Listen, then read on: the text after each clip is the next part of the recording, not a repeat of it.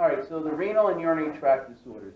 I would say next to immunology in A&P2, this is probably the next toughest section. All right, it's just the kidney. For something that small, there's so much detail going in there. So because of that, I want to do a little bit of review for you guys. Now, the first 50 slides, as usual, are review stuff. But let me do a little bit more about review, because you need to understand this really well to deal with the disorders. So let's start off with the good old nephron, okay? And let me show you what's going on here.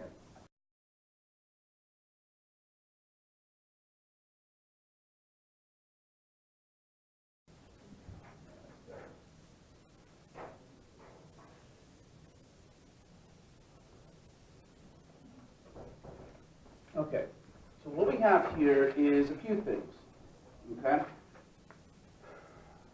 This is going to be the afferent arterial. Now keep in mind, this is an arterial, not an artery, which is this here, okay? This will be the glomerulus, which is just a network of capillaries. Just like a bowl of yarn. And then over here is going to be the efferent arterial. Okay? And blood flow is going to go here into the glomerulus and then continue to the efferent arterial. Okay? But the kidney is going to filter 200 liters of blood every day. That doesn't mean you're going to pee 200 liters. Otherwise, you wouldn't be sitting here listening to me. You would have a bladder like a hamster. All right? So you are not going to pee out 200 liters. You're only going to pee out about less than 1%. So you're only going to pee out about 1 to 2 liters a day, depending on what you're eating and what your day is going through. But 2 liters, think of a 2-liter bottle of soda, so you have an idea of what we're going to be peeing. So most of that is going to get reabsorbed. Okay? So this is where it's all going to happen. And it's going to go through the strainer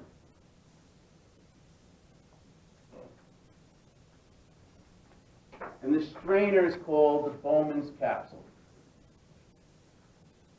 And this fluid is going to go through this strainer into this nephron.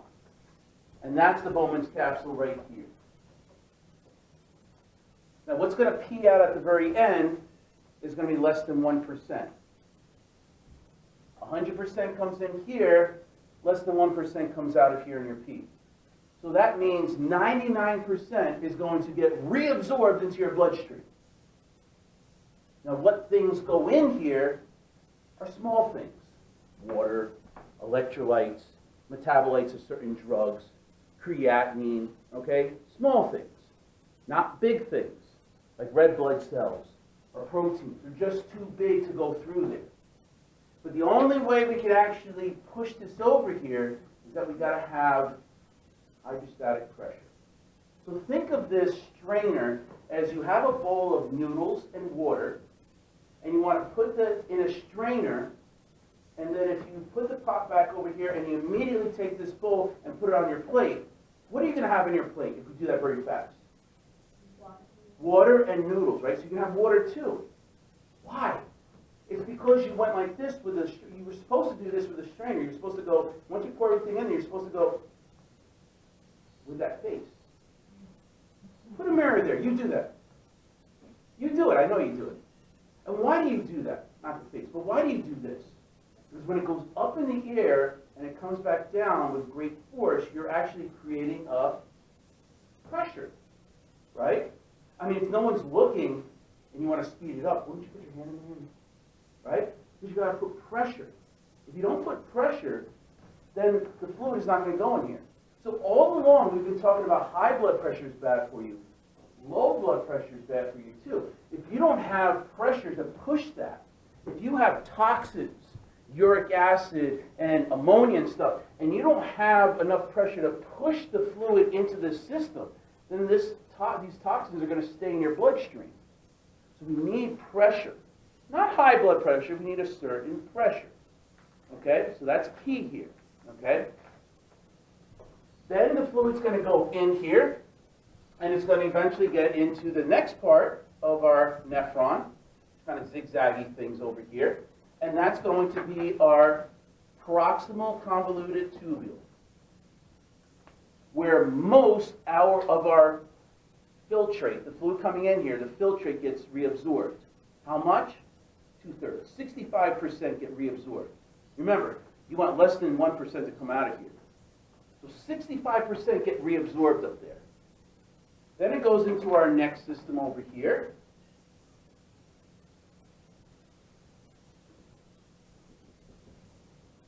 And this is our loop of Henle. And what happens there? Well, think of the filtrate, the fluid that's in your tube.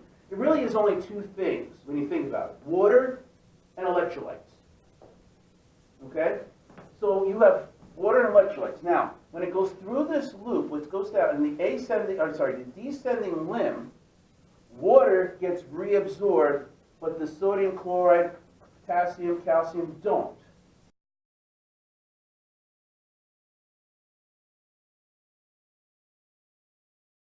They stay in the tube. So as this tube gets further down, is the fluid getting more concentrated or more dilute if water's leaving?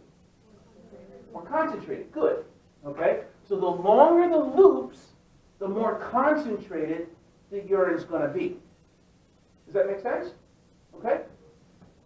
When you get down here, another 15% has been absorbed. Okay? Now we're coming back up, the ascending limb. And in this case, it's the opposite. It's impermeable to water, but it's permeable to sodium, chloride, and to all those other electrolytes. So as you go up, water stays in, but the electrolytes go out. So as it goes back up, is it getting more dilute or more concentrated? Dilute. Good. All right?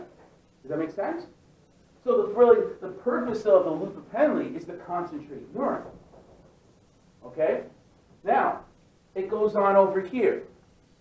This part is called the distal convoluted tubule.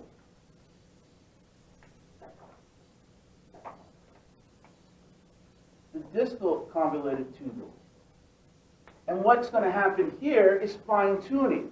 This is where we're going to have a target of a certain hormone, aldosterone. Aldosterone is going to target the DCT. And what does aldosterone do? What is it going to reabsorb? Sodium. Sodium gets reabsorbed. What is going to follow? Water. Okay? If you have water going into your bloodstream, what does that do to blood volume? Increase. If your blood volume increases, what happens to your blood pressure? It increases. So aldosterone is going to increase blood pressure by that means. Okay? Okay? Does that make sense? Now, because you're making more positive going into the bloodstream, we have to get rid of a positive charge. So what is it going to excrete? Potassium. Good. Okay? Make sense here? Now, we also have this DCT going into a collecting duct.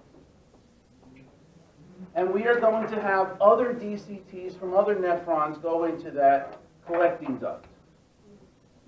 DCT there, and so forth. We have another hormone that's going to target the collecting duct.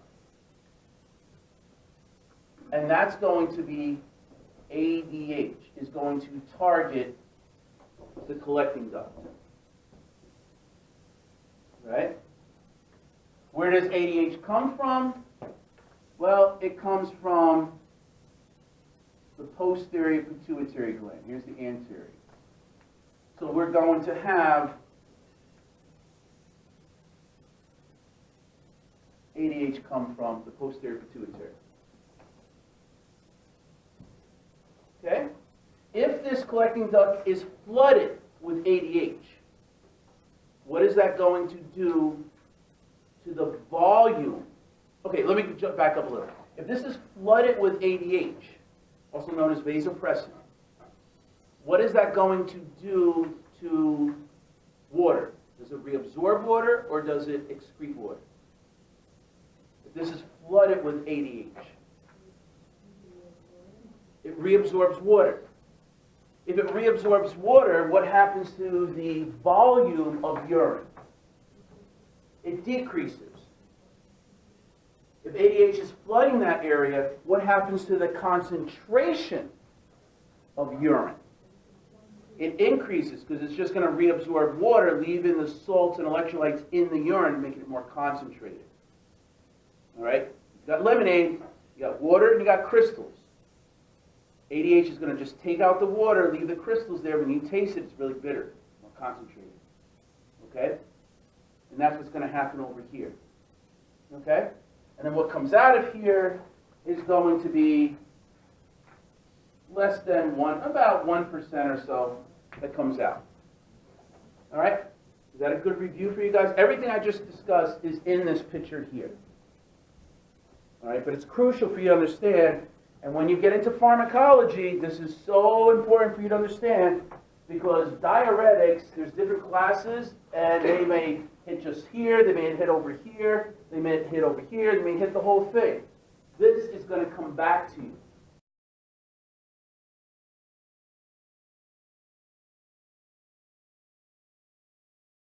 You need to understand this, okay? Questions about this? Okay, so let's review some of the hormones that's related to the kidney that you should know. So when the blood pressure decreases, we got hormones that are going to come out. Aldosterone acts on the DCT, all right, the distal convoluted tubule, and a little bit of the collecting duct, not a lot, but mostly on the DCT. And it's going to reabsorb sodium, water is going to follow, and that's going to increase blood volume, which would increase blood pressure. And also, it's going to excrete potassium. We also have ADH. It's going to target mostly the collecting ducts. I'm not going to lie to you. Some of it's going to target the DCT, but mostly the collecting duct. And this is going to reabsorb water. And we also have renin. I'm going to review for you too, because you got to understand it, how the DCT, see, I drew it off like this, but it's really all mushed together. This DCT actually comes over, and it's actually going to be found over here.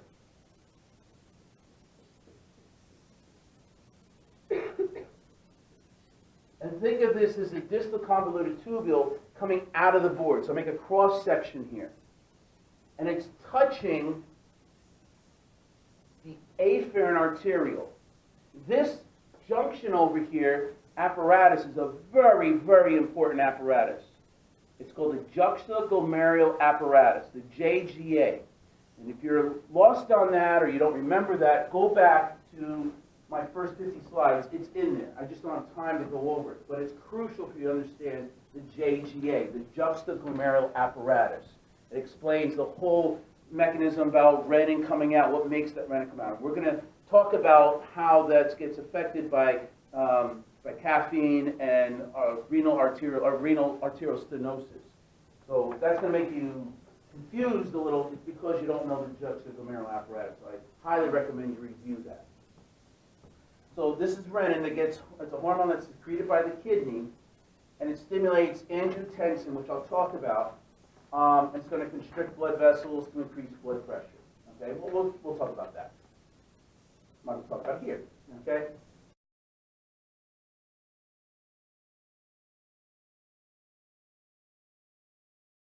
So this is what's going on. You've seen this picture before. Important picture. This is our kidney over here, and this is where I told you the distal convoluted tubule is touching the afferent arteriole. This area that's circled is known as the juxtaglomerular apparatus. You need to know this. This is going to sense a number of different things with chemoreceptors and osmoreceptors and so forth, but it's going to actually pick up that there's a decrease in blood pressure. When it does, it's going to react and it's going to release renin. This renin goes into the bloodstream, and it's going to see something called angiotensinogen, which comes from the liver. And angiotensinogen, in the presence of renin, will get converted to angiotensin 1. Angiotensin 1 is still an intermediate and is not going to do anything unless it gets activated. So we have the lungs here getting involved. The lungs are going to release something called angiotensin converting enzyme, ACE, or known as ACE. Under the presence of angiotensin 1, ACE is going to change that or convert that into angiotensin 2. Now it's fully activated. And this angiotensin 2 is going to target the adrenal cortex to release aldosterone. Aldosterone is going to reabsorb sodium. Water is going to follow. It's going to increase blood volume, and that will actually get the blood pressure back up. Full circle.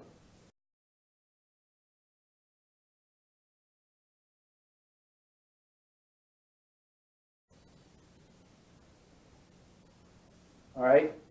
This, along with the nephron, you need to take with you into pharmacology. Have you ever heard of ACE inhibitors? Okay, if you haven't, it will come back in pharmacology. ACE inhibitor is this. It's a medication that's going to block this from happening.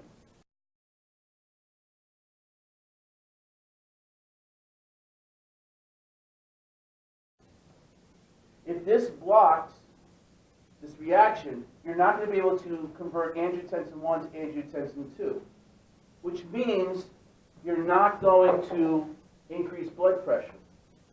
An ACE inhibitor is a medication that is used for high blood pressure. It's going to be an antihypertensive medication because it's blocking that system. Don't get me wrong, there's a lot of other ways that blood pressure goes up. It is just one of the ways that we could actually stop that. So it's vital for you to understand this. Take it with you. Just don't know it for my class. You're going to need to know this later on. Okay? Just as a side note, people who know about ACE inhibitors, what is the most common side effect of an ACE inhibitor that people really don't know about? What is it? Yes. You produce this dry cough. People don't think about that. Now, I don't know the mechanism of why that happens offhand, but where does ACE comes from? The lungs. So there's got to be some kind of connection why that produces a dry cough. It comes right from the lungs. There's a connection there. Does that make sense? All right, maybe you'll learn more about that when you get to pharmacology. Okay, but I won't ask you about that. It's just putting these all together.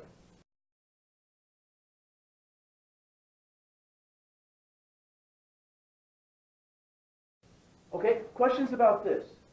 Okay, this is a great question to put on a final exam. Why? Look at all the systems. Kidney, liver, lungs, endocrine, blood pressure. Oh my goodness, this is all over the place. This really is integrated, a really integrated question. It's so important to know too. Okay? We also have this. When blood pressure gets too high, it's going to release, well, what senses this, a lot of things sense high blood pressure, but one of the areas that senses high blood pressure is cardiac muscle, specifically in the atrium. When it senses too high of a blood pressure, the cardiac muscle releases a hormone called atrial natriuretic hormone, also called atrial natriuretic peptide, same thing. When this comes out, it's going to inhibit renin. And when it inhibits renin, it's going to decrease aldosterone, which means it's going to decrease blood pressure. Okay? We talked about that before, but it's coming all together here. We also have this. When the blood pH goes down, becomes acidic, then what will happen is, this isn't a hormone, I understand that, it's electrolyte, but what the kidney is going to do is reabsorb bicarb. This is going to get reabsorbed, and it's going to neutralize that acidosis that's in your blood, to become more alkalotic. Not alkalotic, but it becomes more of what it should be, 7.4, whichever. All right, so it's going to increase the blood pH. And then we have one other hormone you should know, is that when the oxygen levels go down, the kidney senses that, and it's going to release EPO, or erythropoietin. And that's going to go to the bone marrow, and it's going to increase red blood cell synthesis to make more red blood cells. So understanding these, if you have kidney disease or kidney failure, this is all going to be messed up. You're going to be anemic if you have renal failure. You're going to be acidotic if you have renal failure. Do you see what's happening all over here? So it's not about memorizing, this is all from A&P too, but we're just talking about the pathophysiology. This leads to this, leads to this. Okay? So let's talk about some exogenous substances, things that people take in. Now this part here, I'm going to talk about diuretics. I'm not going to ask you questions about it. It's just to get you ready for pharmacology. So I don't want you to forget about the kidney here. But diuretics, it's an antihypertensive medication, and it's really going to increase the urine output. When you increase the urine output, you're going to decrease blood volume, which means your blood pressure is going to go down. That's the rationale, the significance of diuretics. Pee out all that extra blood volume as urine. All right? And there's many different classes of diuretics. Each class has a different mechanism depending on that whole nephron. Way over the scope of this course, but it's definitely a whole chapter, if not 2 chapters, in pharmacology. But one example is this thing called furosemide, or better known as Lasix. And Lasix is what we call a potent loop diuretic. Loop. What does that mean, loop? Why do they call it loop? Yes, Furus. I'm doing the English one. Oh. Sorry. I learned about this in England, so yeah, I'll fix that. Furosemide, yeah. They do things over there. They got the O in there, like color is O-U-R. Yeah, I'll change that. I'm sorry about that. But look, why do you call it a loop diuretic? This is the loop. It's affecting the loop of Henle.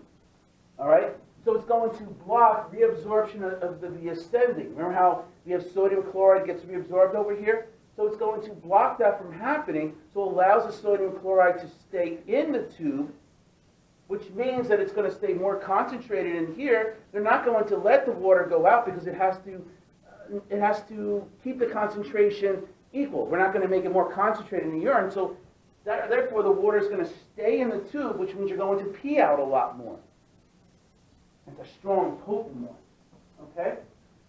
So again, I'm not going to ask you about these over here, just over the scope, but it's important that you don't forget the nephron. Okay?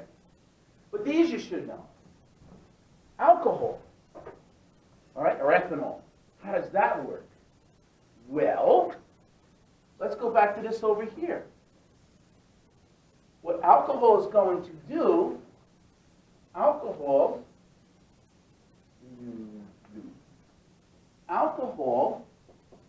is going to block, and I'm sorry being so small over here, is going to block ADH from getting secreted by the posterior pituitary. If it blocks that, then is there going to be ADH in this area here? No. So if there's no ADH around here, what happens to, sorry about that, if the ADH is over here, what happens to the amount of water being reabsorbed? Is it going to decrease or increase? If you have no ADH here, decrease. So then what happens to the amount of urine, the volume of urine? It's going to increase. All right? What happens to the concentration of your urine? It decreases. There's mostly going to be water out there. Why those drunks over there, they're peeing a lot. All right? Does that make sense? Okay? So that's how alcohol affects all this. All right? So it inhibits ADH getting released by the posterior pituitary, and it does all those different things that we just talked about. Now, let's talk about caffeine. Another one that all of us love in one way or another, whether good soda, or a coffee, or a wonderful IV of chocolate syrup, right? All right. So something that's going to happen. So how does that happen? How does that make us pee? Okay. Well, this is what happens here. Now I'm going to draw this area here over in this area here. All right. But I'm going to do it a little bit different so you can see what's going on. All right. We have this set up here.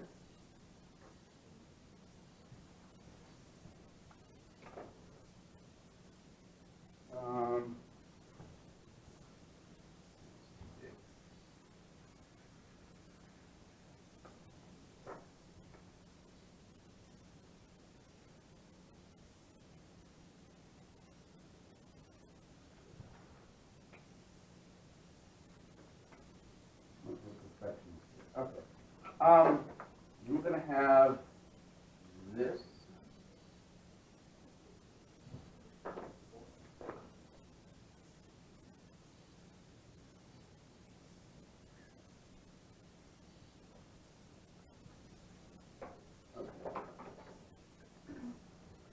So here's our afferent arteriole.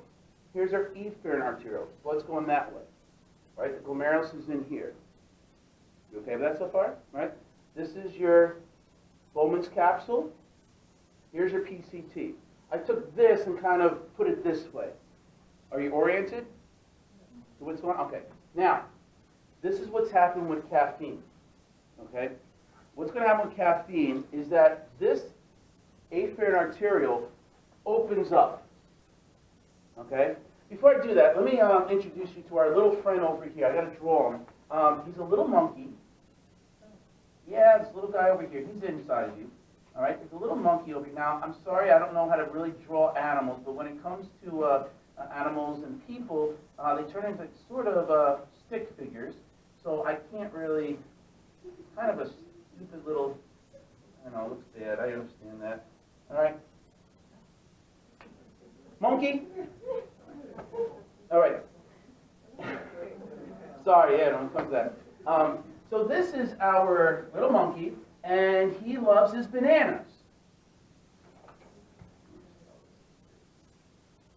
Okay, so he loves his bananas. Now, there's going to be a certain rate of bananas coming down here.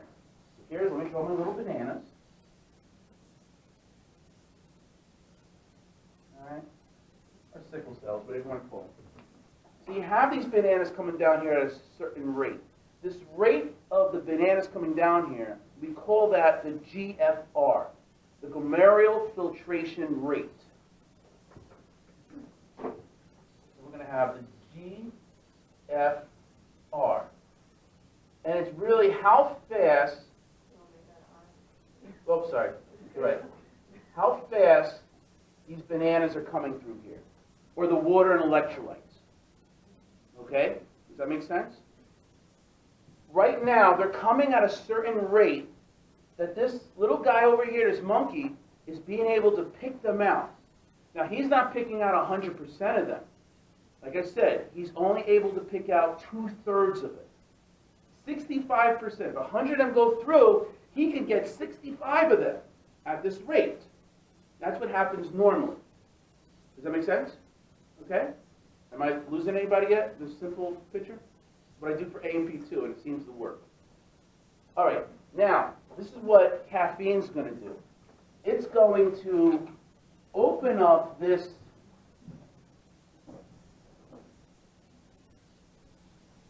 afferent arteriole, and it's going to dilate it. Now, if caffeine is going to dilate this, what happens to the blood flow into the glomerulus? Would it increase or decrease? Oh, good, it increases. If it's going to increase blood flow here, what's going to happen to the GFR? How fast are these bananas going to come through here? Very fast, right? So it's going to increase the GFR, right? As they're going through here very fast, is this monkey able to get more of them or less of them? If normally he gets 65 of them, is he able to get 95 of them or 45? Right. It's like a conveyor belt. If it's going faster, I can't get them all.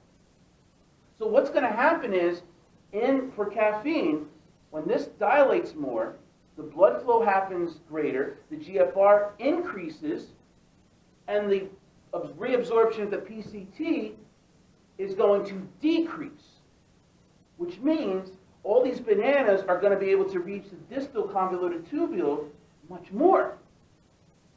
Does that make sense? If there's more bananas in there, more electrolytes in there, sodium, potassium, all that stuff's in there, then that's going to not let all the water get reabsorbed. It wants to, as an osmotic, it wants to stay within the tubules. So there's going to be a lot more water in the tubules, which means there's going to be a lot more water in the collecting ducts, which means there's a lot more water you're going to pee out. Does that make sense? That's how caffeine works. When you explain it to people, don't put the monkey in there, use the actual terms, but that's how caffeine works with you guys. Why you pee a lot with caffeine. Does that make sense, right? So it's going to vasodilate the afferent and arterial, which means you're going to increase the GFR, which means you're going to decrease reabsorption of water and electrolytes at the PCT, which means you're going to increase the urinary output, the volume, because it acts as an osmotic. Mannitol. It works the same way as mannitol. Mannitol is a medication for diuretic, and it kind of works the same way. Does that make sense? Yeah? I do this with my AMP2 students. I use the monkey. It took me, I came up with that monkey thing about 2 years ago, and it seems to work better to understand it. Does it work good with you guys? Make it simple like that? I don't know. Sometimes making things too simple, it's like, geez, you know, like, we're not babies, but I think it works. Who cares? All right, which was taught to me that way. Okay, we good with that then? I'll get back to that because I got to explain later on how renal artery stenosis